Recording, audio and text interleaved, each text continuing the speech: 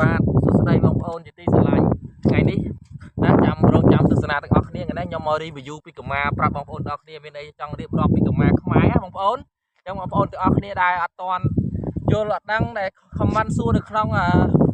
ដែល Facebook ដែលខ្ញុំបានបង្ហោះពីរូបតែមុនហ្នឹងហើយ comment សួរថាបងប្រវត្តិកម្មាហ្នឹងមកពីណាពីណីចង់បញ្ជាក់ថា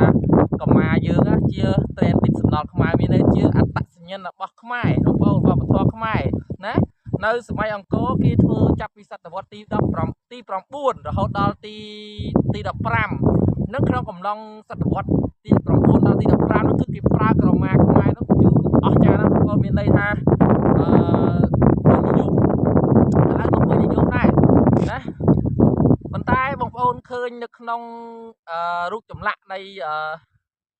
អង្គរឃើញមានទេឃើញមានគេបងកខ្មែរទេមានណាបងប្អូនចង់ដឹងទៅមើលនៅអង្គរទៅណា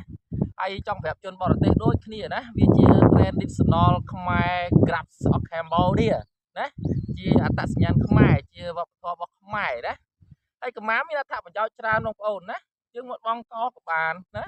យើងយកណាស្នូតក្បាលចេះក៏បានមែនទេណាខែក្តៅបងប្អូនហាចងក្បាត់ចកេះធ្វើតលិញឡើងដើមថ្នោតដើមដូងណាហើយយើងស្លៀកបងប្អូនយើងស្លៀកចេះក៏បានណាងូតទឹកខ្លះណាចង់រឹងធ្វើរឹងឲ្យកូនដេកណាធ្វើរឹងឲ្យកូនដេកហើយណាទៅដល់ឲ្យកូនទៅដល់ឲ្យបងប្អូនណាមានតែកម្មានេះមួយទៅណាក៏រស់ដែរបងប្អូនអត់បាច់ចាំភួយខ្នើយអីទេណាព្រោះស្នេះដេកមានអត្ថប្រយោជន៍ច្រើនណាស់អញ្ចឹងខ្ញុំនិយាយថ្ងៃនេះច្រើនបន្តិចណាវីដេអូរៀងវែងបន្តិចដោយសារព័ត៌មានអំពីកម្មាអញ្ចឹងចាំថាកម្មានេះមានដើមកំណើតតាំងពីសតវត្សទី9មុនសម័យអង្គរមកម្លេះណា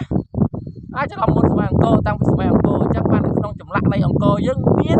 ចម្លាក់ដែលគេធ្វើរូបណាមានបងកកម្មានោះណាអញ្ចឹងបងប្អូនចង់ដឹងទៅមើលទៅហើយមានច្រើនទៀតខ្ញុំរៀបរាប់អត់អស់ទេណា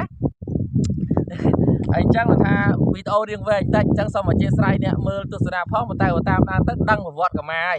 ណាមានប្រយោជន៍ច្រើនមែនតើអញ្ចឹងខ្ញុំមានវីដេអូមានតែប៉ុណ្ណឹងនាទីទេគិតថាវែងផងវីដេអូនេះអញ្ចឹងមានតែប៉ុណ្ណឹងហើយសូមជម្រាបលាបងប្អូនទាំងអស់គ្នាណា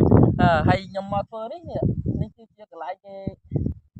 តាមបន្លែដោយសារកម្មាហ្នឹងវាមានសម្រាប់កសិករប្រើច្រើនអញ្ចឹងមកធ្វើកន្លែងគេតាមបន្លែហ្នឹងទៅឲ្យស្គាល់មិនថតខាងលើដែរប៉ុន្តែខ្យល់ពេកអូខេបាយបាយអ្នកទាំងអស់គ្នានៅកម្ពុជា